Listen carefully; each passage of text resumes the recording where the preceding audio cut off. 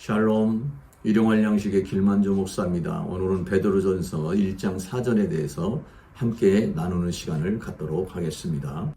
베드로전서 1장 4절입니다. 썩지 않고 더럽지 않고 쇠하지 않는 기업을 있게 하시나니 곧 너희를 위하여 하늘에 간직하신 것이다. 그랬어요.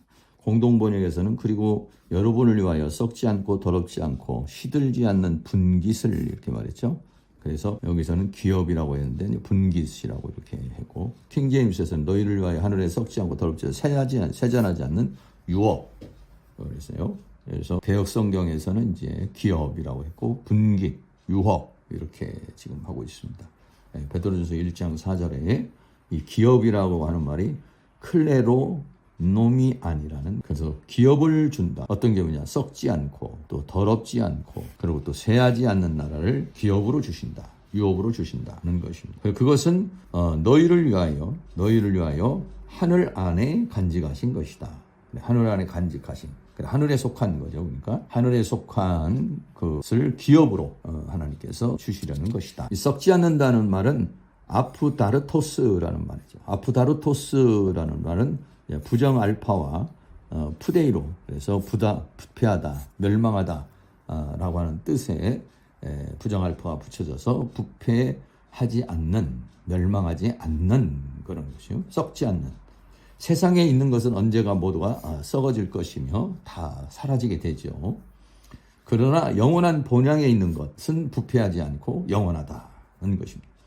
고린도전서 9장 25절에 이기기를 다투는 자마다 모든 일을 절제하니 저희는 썩을 멸류관을 얻고자 하되 우리는 썩지 아니할 것을 얻고자 하노라. 이 세상에 있는 모든 멸류관, 썩지만은 하나님의 영광의 세계에서 주어지는 멸류관은 썩지 않는 것이다. 또 고린도전서 15장 52절에 나팔소리가 말하며 죽은 자들이 썩지 아니할 것으로 다시 살고 그랬어요. 그래서 부활을 말하는 거죠.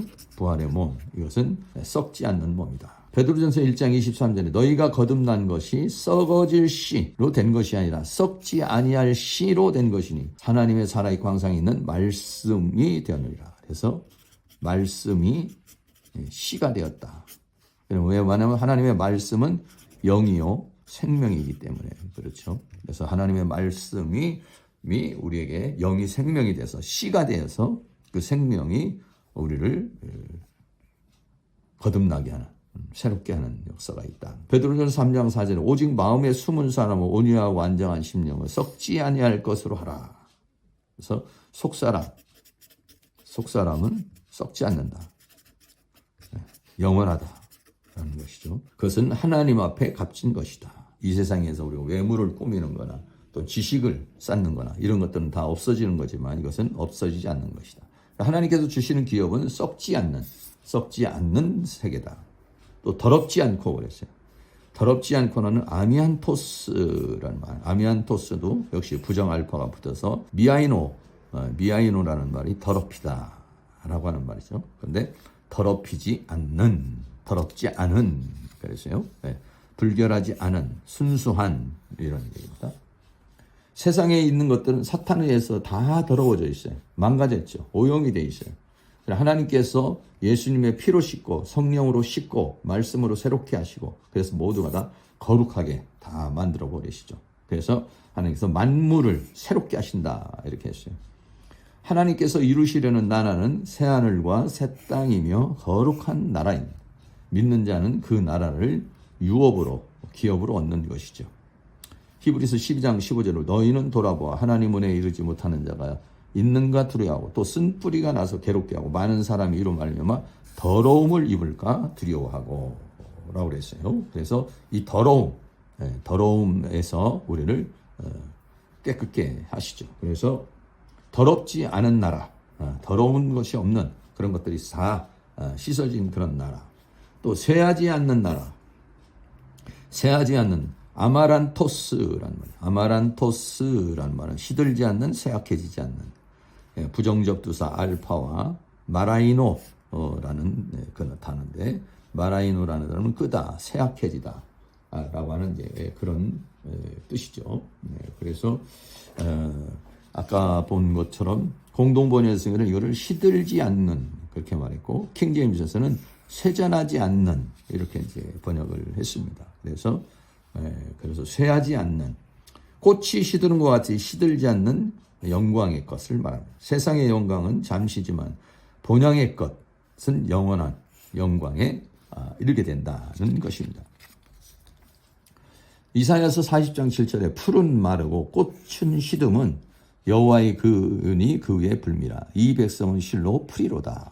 풀은 마르고 꽃은 시나 우리 하나님의 말씀은 영영이 살리라.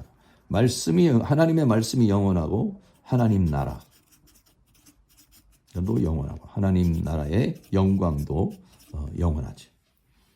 썩지 않는다는 것은 하나님 나라의 본질을 의미한다. 이 나라는 파괴할 수도 없고 부패되지 않는다. 물질적인 것이 아니고 신성하고 영원한 것이기 때문에 썩지 않는다. 더럽지 않는다는 것은 흠이 없고 순결하고 거룩한 것을 말한다.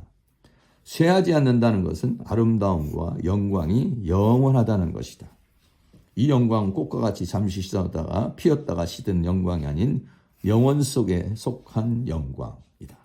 썩지 않는다는 것은 본성을, 더럽지 않는다는 것은 거룩을, 쇠하지 않는 것은 영광을 의미한다.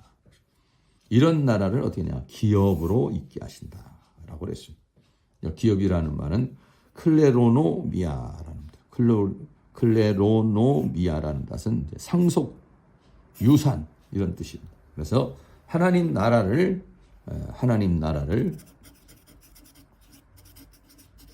자녀에게 유업으로 주시는 거죠. 이 세상에서도 부모가 자녀에게 재산을 상속하는 것과 같이 우리도 하나님 나라를 하나님의 자녀에게 유업으로 주시는 거죠.